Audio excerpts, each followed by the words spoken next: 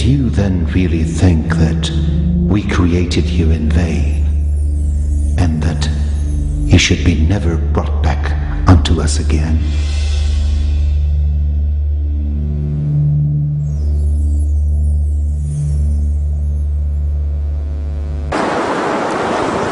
Bismillah ar-Rahman ar-Rahim. Alhamdulillahi Rabbil Alameen. والصلاة والسلام على سيدنا وعظيمنا وحبيب قلوبنا وشفيع نفوسنا أبي القاسم محمد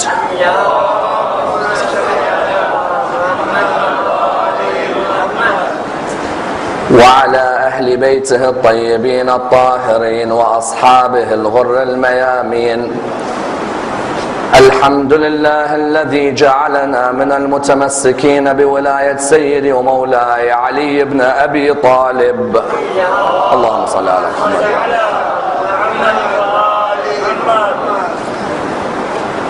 الحمد لله الذي هدانا لهذا وما كنا لنهتدي لولا أن هدانا الله. أما بعد، يقول الله في كتابه الكريم: بسم الله الرحمن الرحيم. قل لا أسألكم عليه أجرا إلا المودة في القربى. The first of our loud salawat in honor of Rasulullah Muhammad sallallahu alayhi wa alihi wa sallam.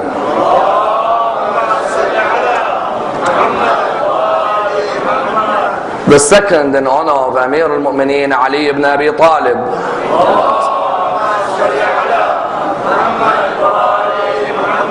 The third with your loudest voices in honor of the Imam of our time, Imam Sahib al-Asr wal-Zaman.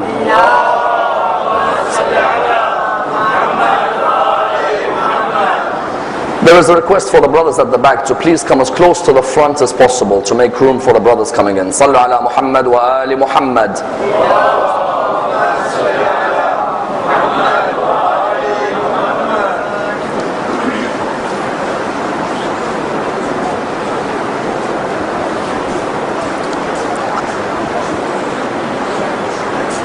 Respected scholars, brothers and sisters, Assalamu alaikum wa rahmatullah wa barakatuh.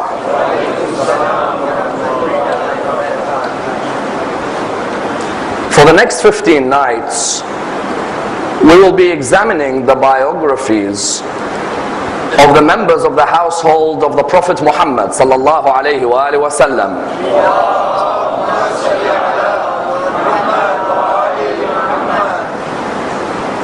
An examination of the utmost importance, one which affects each and every one of our lives, and an examination with a historical basis and a contemporary significance. In Imami theological circles, the members of the household of the Holy Prophet are referred to as the 14 Infallibles, namely the Prophet himself, his daughter Fatima, his son-in-law Ali, then his grandsons Hassan and Hussein, and the 9 descendants from Hussein, namely Ali ibn al-Hussein, Muhammad ibn Ali, Ja'far ibn Muhammad, Musa ibn Ja'far, Ali ibn Musa, Muhammad ibn Ali, Ali ibn Muhammad, Al-Hasan ibn Ali, and the Messiah known as Al-Mahdi, Ajjalallah Farajahu al-Sharif.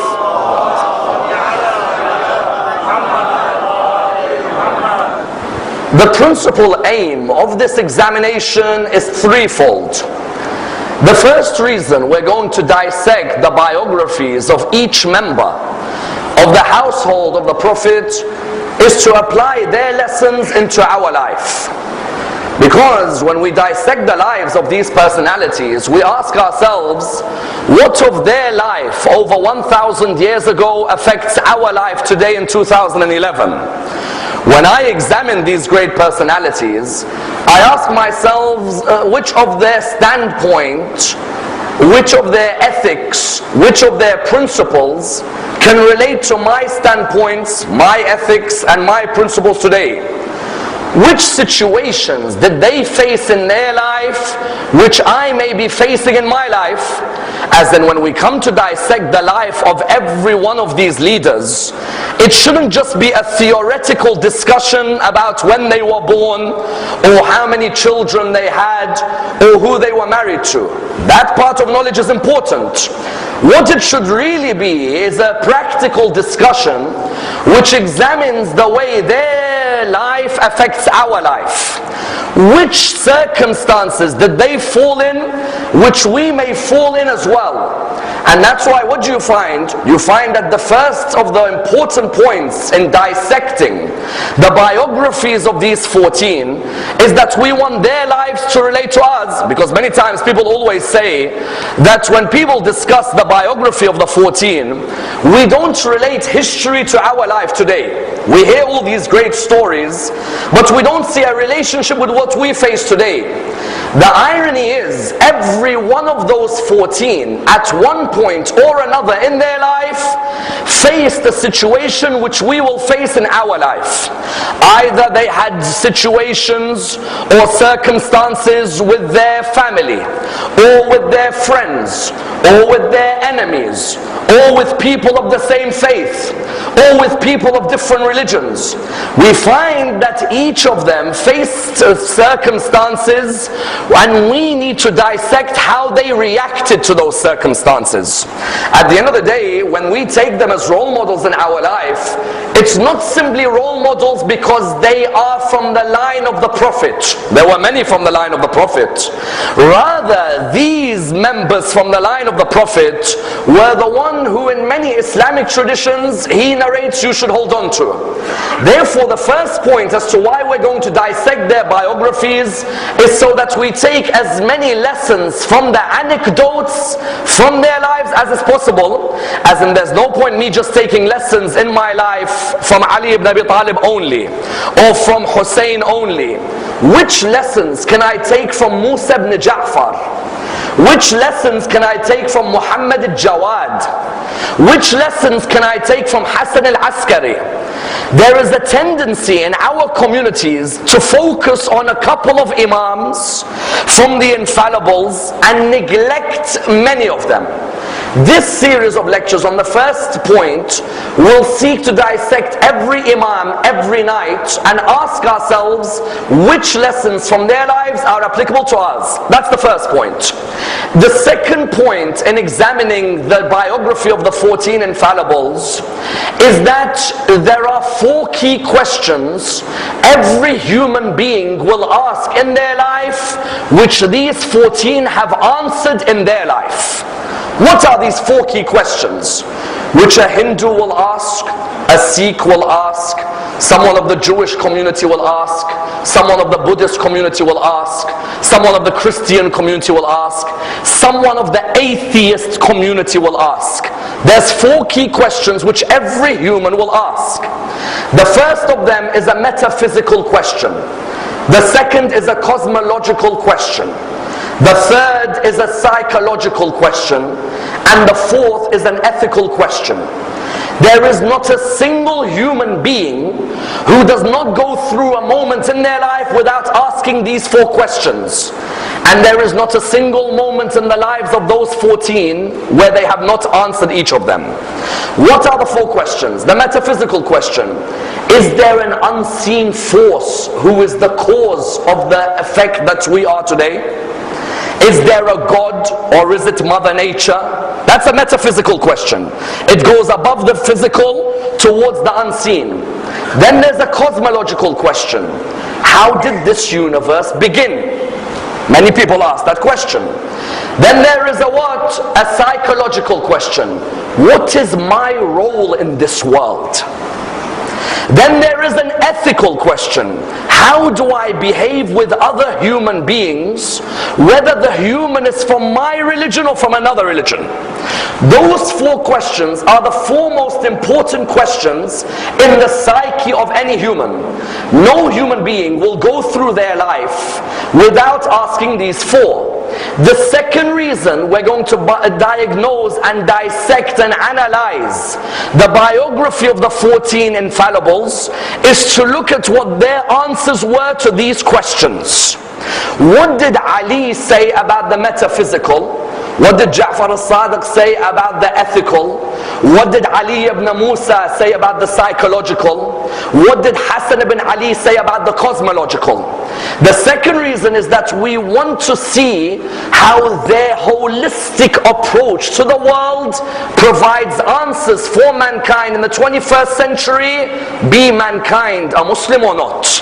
The third reason we're going to dissect the life of the 14 infallibles in this series is because we as Muslims have committed injustice to these 14. How? We have cocooned them for ourselves and we don't share them with other religions. How many of us have explained Ali ibn Musa al-Rada's golden medical dissertation to the Sikh community? How many of us have discussed the maxims of Ali ibn Abi Talib with a Buddhist? How many of us have dissected the bravery of Hussein outside of Karbala and then discussed it with a member of the Jewish community? You notice these 14 were not meant for Muslims. Rather, they were the property of every human being. We made them the property of Islam only, and we committed an injustice. As in, how many of us can sincerely say that we've discussed our imams with our non-Muslim brethren? Some will say, okay, I discussed Imam al-Hussein one day with one of my non-Muslim friends. I asked him, how about Ja'far al-Sadiq? Did you discuss him? Or did you discuss Muhammad al-Jawad's knowledge with your non-Muslim friends? When these 14 were chosen as guidance, they were chosen as guidance for mankind, not for Islam. Islam came as a religion to allow for the evolution of the growth of mankind. The role of the 14 was what? Their role was to allow for the growth and the evolution of the human being, but any human being, not just the Muslim being. Notice Gandhi. Does anyone ever say Gandhi the Hindu, or do they say Gandhi the humanitarian? When they look at Luther King, do they say Luther King the Christian or Luther King the humanitarian? What we need to do at the end of this series is take the Imams of Al-Muhammad and the leaders, the infallibles, out of the cocoon of Islam and allow the whole world to learn from their lives, from their principles and from their ethics. Generosity, is it an Islamic principle or a human principle? Patience, is it an Islamic principle or a human principle? Forbearance, is it an Islamic principle or a human principle? All of the traits from these Imams are human principles. Any human being can relate to a patient human being. You don't need to belong to Islam to say patience is a virtue. The third reason we'll dissect their biographies is to allow them to be seen as human role models. That's why tonight, as an introductory lecture, tonight I'd like to focus on one area before I begin tomorrow with the Holy Prophet's biography. Tonight, the first questions I want to ask are questions regarding my methodology in reconstructing Islamic history. And I'd like to ask a number of key questions. Number one, can we reconstruct Islamic history, or is history his story?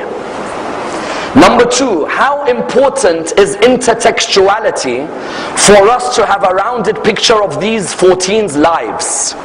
Number three, what are the sources we're going to use to discuss the lives of the 14? And why is it important that we use our sources and sources from other schools in Islam? Number four, these 14, or indeed these 12, was it a made up notion after the 12th Imam went into Ghaibah? Or is there evidence before the 12th Imam of discussions concerning them? And number five, why is it important for the biblical religions like Judaism and Christianity to discuss the lives of the infallibles? Because of the chapter of Genesis in the Bible. Let's discuss this and dissect it with an introduction to the biographies. The first question that arises in the discussion of the biographies of the Infallibles is, can we really reconstruct Islamic history reliably? What do I mean? There are certain people who oppose this reconstruction of Islamic history. Why?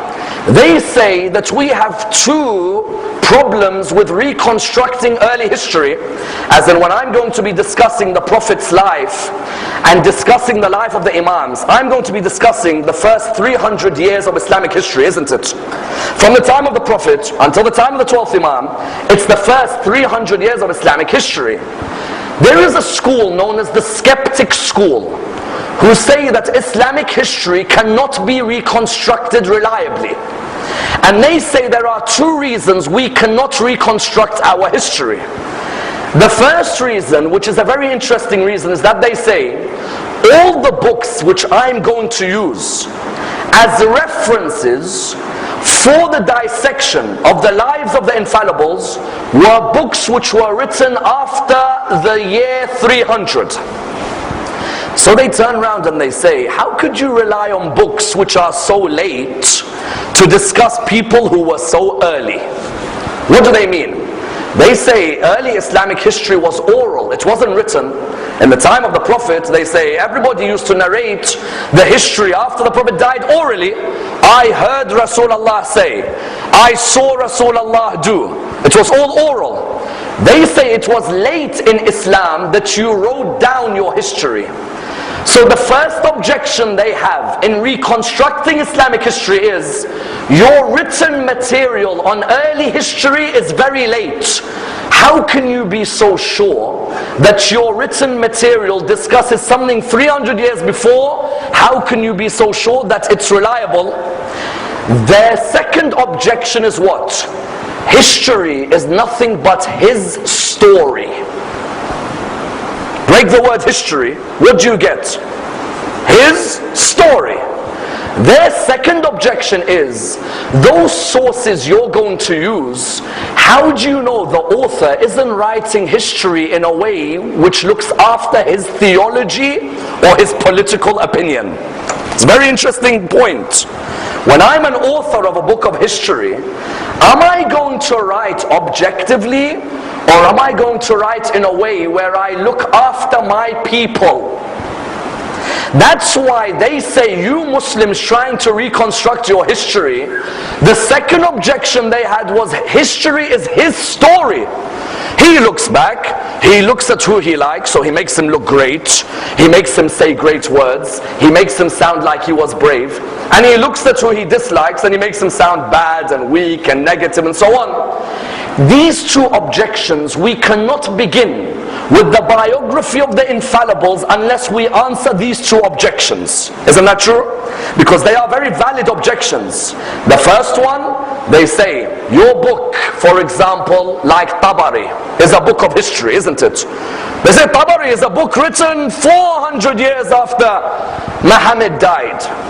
Or they say, for example, your book like the book of Al-Baladhari and Sab al-Ashraf, that's written 300 years after Muhammad dies. Or they say Al-Kamil fi al-Tarikh Ibn al-Athir, that's written a few hundred years after Muhammad died. Or they say your books like Al-Kafi, 300 years after Muhammad died. Or Man la yahdaru al-Faqih. They begin to name you all these books, and when you actually look at when they're written, you're like, hold on a minute, how comes all the books we use are written so late? If I'm going to use books which are written 300 years after Jamal, Siffin and Karbala, how do I know these books are actually telling the truth? Because there's such a big gap, isn't there? Say for example, Karbala was in the 61st year after Hijrah, and a book like Tabari is writing, let's say 250 years after Karbala. How do I know that he's reconstructing it exactly the way it should be? Because they're saying all your material was oral, people would hear each other, but no one was writing until late. How do we reply to both these objections? I need you to understand the reply to both. Because the moment you can reply to both, you can reconstruct Islamic history. The first reply to the group who say your books are late, we reply, number one, does a solid core of history exist from these books even though they're late? There is a concept called the solid core. What does the solid core mean? Fred Donner and Montgomery Watt said, even though you may have many books which are late, a solid core exists which allows you to paint a picture of early history. Saqifa, is it narrated in all the books? Yes. There's a solid core about Saqifa. Jamal, is it narrated? There's a solid core. Safin, do all of them talk about Safin? Yes. Nahrawan, do they talk about Nahrawan? Yes. Karbala, do they say Karbala happened? Yes. I'm not going to talk about what motivated the author. I'm focusing that do I have a solid core to work with? Because when I want to dissect the Imam number 1 until Imam number 12, I need to make sure that the solid core that I have, whether it's my school or another school in Islam, the solid core exists. Jamal happened, Safin, Nahrawan, Karbala, Mukhtar, Abdullah ibn Zubair, Abbasids, Umayyads, Harun Rashid, Ma'mun. That solid core number 1 clearly exists. Then number 2, even if you write a book later, what's there to stop you finding a chain which goes back all the way to Rasulullah? Isn't there? If I write a book 300 years after Rasulullah, I meet someone who is older than me. I said to him, excuse me, did you ever hear anything about Rasulullah? He says, yes, I heard him say, and he heard from him, and he heard from him, and he heard from Rasulullah, isn't it? What is that called? It's an isnad, it's a chain. When they came and said your books are late, we replied by saying, hold on, but our authors show us the chain. And the chain goes all the way back to early works. Abdul Razak al-San'ani has a book called Al-Musannaf. It's one of the earliest books of fiqh. Al-San'ani, what does he do? When he takes a hadith on fiqh, he gives you the chain. Do you know why? Because he knew there'd be a day in 2011 when someone says, your book of fiqh is late. How do you know Muhammad actually gave that theory of fiqh? San'ani, what did he do? He said, okay, let me tell you how I got this hadith. I got it from Ibn Juraj, who got it from Ata, who got it from Umar ibn al-Khattab, who got it from Rasulullah. What is he given? He's given me a chain. Or in another hadith he says, this is from Ibn Ishaq, who got it from Az-Zuhri, who got it from Ibn Zubair, who got it from Zubair, from Rasulullah. Just because a book is written late does not mean you don't have a chain that goes back all that way. That's number 2. Number 3, even if my early history was oral, just because there is a lot of oral transmission, does that mean there was no one writing at home? When you tell me early Islamic history was mainly oral, I reply by saying, okay, most people were narrating orally. Does that mean no one was writing anything at home? On the contrary, even you find there is an article by Eaton Kohlberg, the famous academic, who says that our 5th Imam was referring to a book called Kitab Ali. Imam al-Baqir, when he was discussing a hadith, was referring to a book called Kitab Ali. That means Ali ibn Abi Talib, even though most of his words were transmitted orally, was also writing a work at home. There was already a work which was being produced. And that's why even Abdullah ibn Zubair, who was alive, how many years after Rasulullah did he live for? He lived for 55, 60 years after Rasulullah. Abdullah ibn Zubair, when you read many of his works, he will always say, which transcript or which sahifa did you get that particular narration? Even further than this, which we can go a step, when they tell me all your books of history are late, I reply to them, what is early to you? This is a vital line. What is early? When you tell me my books are late, give me a date that is early, I'll give you a source. They themselves, the term early is vague for them. They played psychologically by telling us your books are late. I reply by saying to them, what is early? Give me a date. If I give you a book from that date, will you admit I can reconstruct Islamic history clearly? Therefore, the first group, we replied back to them. But the second group were more interesting. The second group said history is his story. How do you know that that writer who you trust, of Of course he's going to write books praising Ali and hating Muawiyah, because he's from your school. So when he writes history, he's writing his story. He's not going to write history the way it should be written. And they gave two brilliant examples. There is two scholars who are famous historians and theologians. One is called Abu Bakr al-Baqillani, and the other is called Ahmad ibn Yahya al-Baladhari. They say that you attack Muawiyah because you say that the books of history say Muawiyah is not a good person. But the people you get your hadiths from, how many times on the minbar have you heard someone saying, it's in Bukhari, it's in Bukhari? Many times you've heard speakers who say, it's in Bukhari. Bukhari says this person is bad. Bukhari was working for the Abbasid government. Do you think an Abbasid is going to write history writing good about Bani Umayyah? It's a point. When you're saying Bukhari has a hadith where he's against Muawiyah, for example, or Yazid. Yes, but Bukhari was working with the Abbasid government. Naturally, his political affiliation may affect the way he writes history. Al-Baqillani was an Ash'arite in his theology. Therefore, when he writes history, isn't he going to write history with an Ash'arite vision? Ahmad ibn Yahya al-Baladhari was the chief judge of Al-Mutawakkil. If he's the chief judge of Al-Mutawakkil and he's an Abbasid, of course he's going to hate Bani Umayyah, because Bani Umayyah, Banu Abbas took over from them.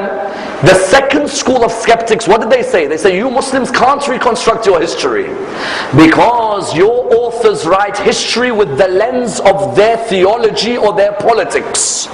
They don't write it objectively. How do we reply back to them? We reply back by saying, Al-Baqillani, for example, or Al-Baladhari is an Abbasid.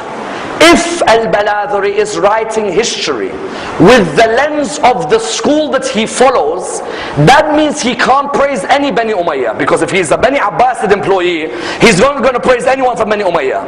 Whereas Al-Baladhari has many narrations where he praises people who are Khulafa of Bani Umayyah.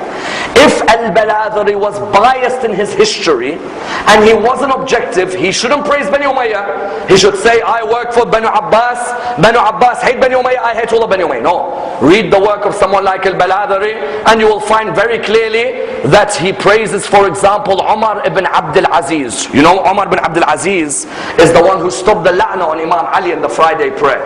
And Umar ibn Abdul Aziz is the one who gave Fadak back to the sons of Bibi Fatima. Yes? Umar ibn Abdul Aziz is an Umayyad Khalifa.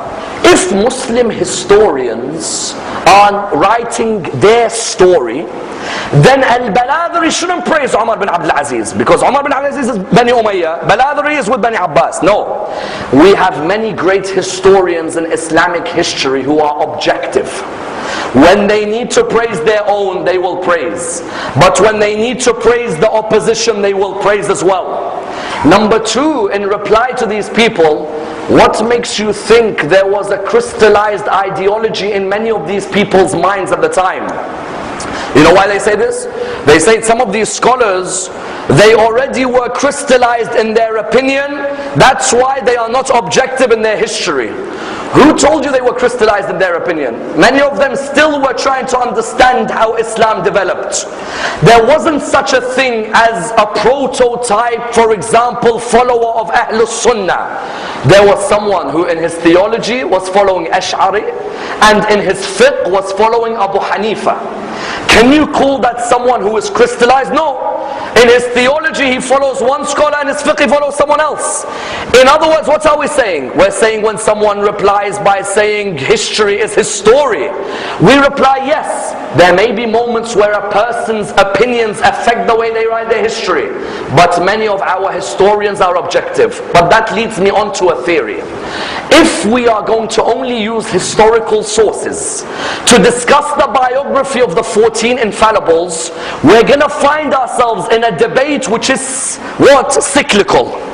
They'll keep coming back to us and they'll keep saying, but it's a book of history and you can't rely on history and history is only writing his story.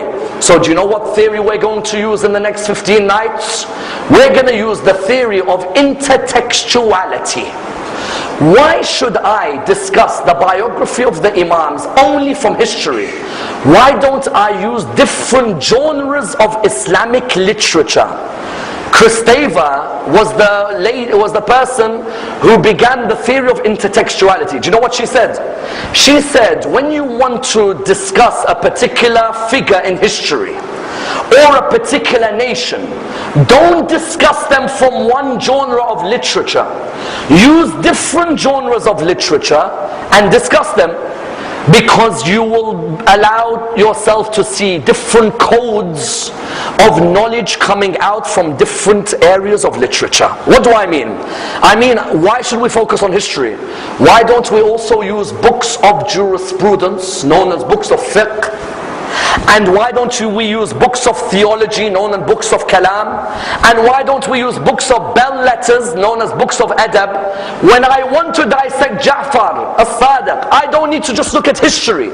If I look at history books for Ja'far as-Sadiq, someone will come to me and say, but that historian is good with Ja'far as-Sadiq. So I say, okay, I won't just use books of history. I'm going to look at Ja'far as-Sadiq and all of the books of history, and the books of fiqh on Ja'far as-Sadiq, and the books of theology on Ja'far as-Sadiq, and the books of adab, Arabic literature on Ja'far as-Sadiq. Tell me, won't that give me a more whole picture of Ja'far as-Sadiq?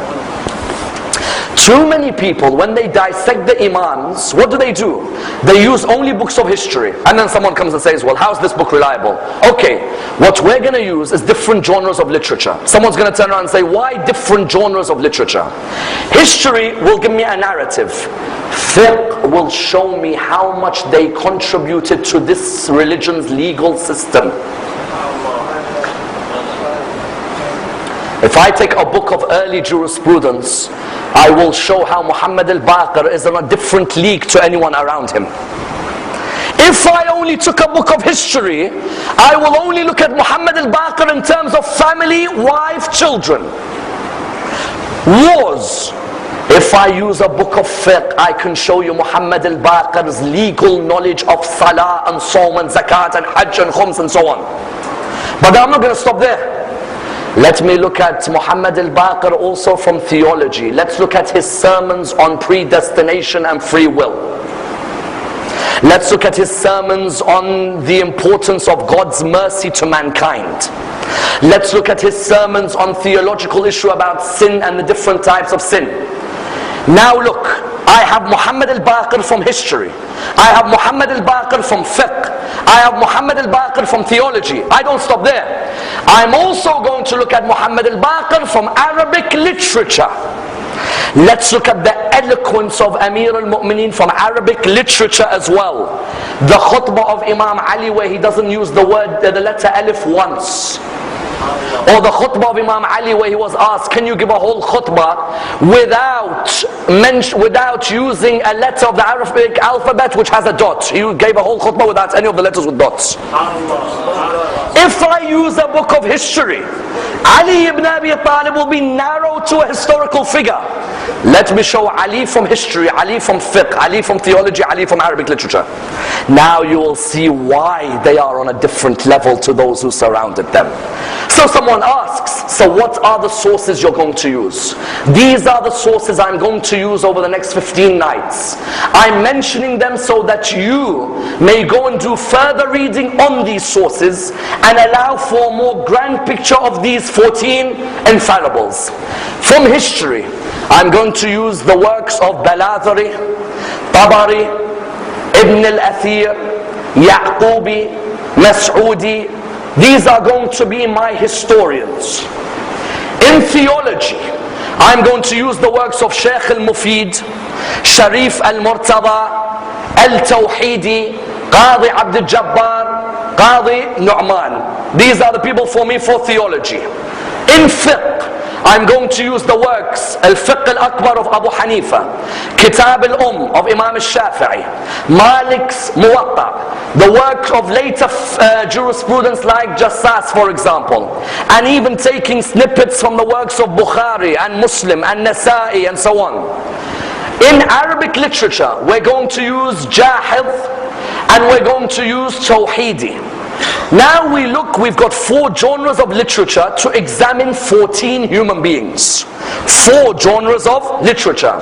Are these the only sources I'm going to use? No, I'm going to add you more sources. We're going to use, for example, Abu al-Faraj al-Asfahani's, for example, we're going to use Maqatil al-Talibiyin, Kitab al-Aghani is going to be used as well. We're going to use the works of later historians and academic specialists like Aqad, Tustari, Lawasani, Amin. Even, for example, the works of someone like Ibn Amda and Ibn Anba. You will use all of these works.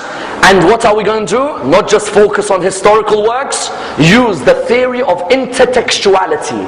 Let's see how these texts, when they mix with each other, provide you with the holistic figure that is a member of the household of the Prophet. But then a question arises from the beginning. The question is an interesting one. Name me a hadith. You want to discuss these 14, or you want to discuss these 12. Someone comes and says, name me or give me the reference of one narration which mentions the Prophet talking about these 12, but before your Mahdi went to occultation. Why? Because there's a theory which is being spread now that the idea of the Infallibles is an idea which was concocted after the Mahdi. Now they have a point in which area? They have a point that it's not easy to find a narration where the Prophet says, these are the 12 Imams after me by name. Someone will say, Sayyid Ammar, it's in Al-Kafi.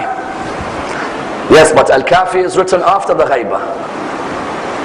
Someone says it's in Man La Yahdaruhu Al-Faqih. It's after the Ghaibah. Someone says, for example, Wasa'il Al-Shia, after the Ghaibah. Bihar Al-Anwar, after the Ghaibah. Yanabi' Al-Mawadda, after the Ghaibah. The theory is therefore that they say that your idea of 12 Imams after the Prophet, you want to discuss them, you don't even have an early narration about the Prophet mentioning them. All your narrations about them somehow come to us after they've all died. Why shouldn't we suspect that someone came later and formed a theory where he picked out 12 and he said that the Prophet said follow these 12? And I tell you, you can go to many scholars, and if you want to do it, play devil's advocate. Go to many scholars and say, Maulana, can you show me a hadith where the Prophet says, these are the 12 after me, and these are their names? But show me a hadith in a book which wasn't written after the Ghaibah, in a book which was written during their lives. The moment you can answer this question, then you can move on with the discussion. And I tell you, it's not an easy question to answer. Because there are many who come and tell you, discuss the Ma'sumeen, follow the Ma'sumeen. Tell him, excuse me, where is the hadith about these Ma'sumeen? Because I see the hadith is very late. He'll say, yes, there is a chain which goes back, which we can give as an argument, no doubt. But give a more simple argument to this area. What is the more simple argument? We do have references which we can build to highlight why we need to discuss these 14 or these 12. First, in the book of Al-Bukhari. Al-Bukhari lived in what time? From 196 Hijrah until the middle of the 3rd century. Al-Bukhari is the famous Sahih. In that Sahih Al-Bukhari, he mentions very clear that Rasulullah says, after me there will be 12 caliphs, all of them are from Quraysh. Already there you have the number 12, isn't it? That's the first point. Bukhari wrote Sahih Al-Bukhari after Imam Zamana or before? Before. Bukhari wrote his book from, you're looking at, let's say, the time of the beginning of the 3rd century, before Imam Zaman. Then number 2, you have Imam, 6th Imam, had 400 usul. His disciples would write his hadiths. From these 400 usul, only 16 remain.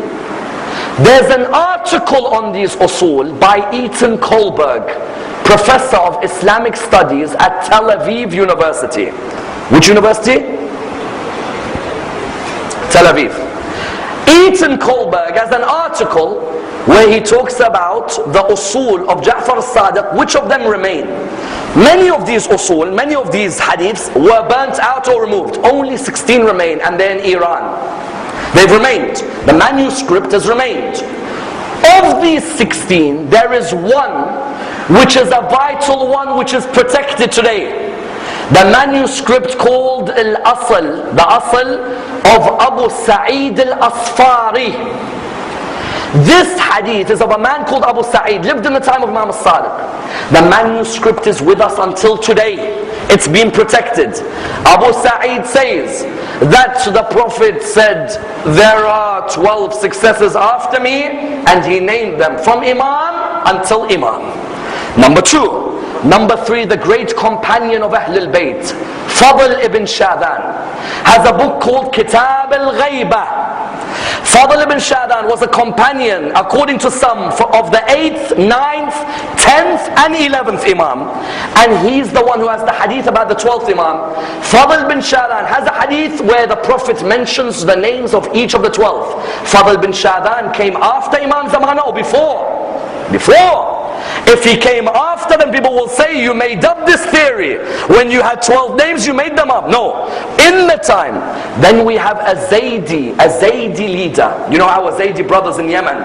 One of their great leaders, Al-Rassi, was living in the time of our 10th Imam. He has a book called Ar-Rad al-Rafida, a reply to the rejectors. Because you know they call the Imamis rejectors. In the book Ar-Rad al-Rafida, he talks about our 10th Imam. What does he say? He says, and the 10th Imam of the Rafida.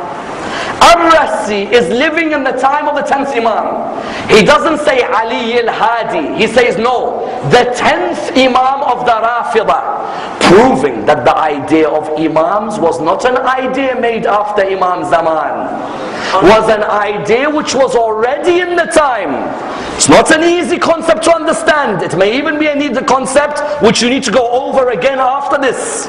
But understand that these documents are vital to show. In the time of the Imams, there was already a discussion about the 12th. And that's why, as a conclusion, is it only us as Muslims who need to dissect, like we're going to from tomorrow, begin the biography of the Prophet, then Imam Ali, then Imam every night? Is it only us? No. Genesis in the Bible has a fundamental verse which highlights that God has always promised the human being that his message would continue in a certain line. Genesis chapter 17, verse 18 to 20. When Sarah cannot give birth to Abraham, she does what? She says, marry my maidservant Hajar. Hajar gives birth to who? Ismail. In the Bible in Genesis, it discusses the story. When she gives birth to Ismail, in the Bible, in Genesis, it says that she gave birth to the baby and a spring of water gushed. After that it says, God says to Abraham, I will bless the generations of Ismail and make them blessed and make them fruitful and make them a large nation and allow them to have 12 princes from his line.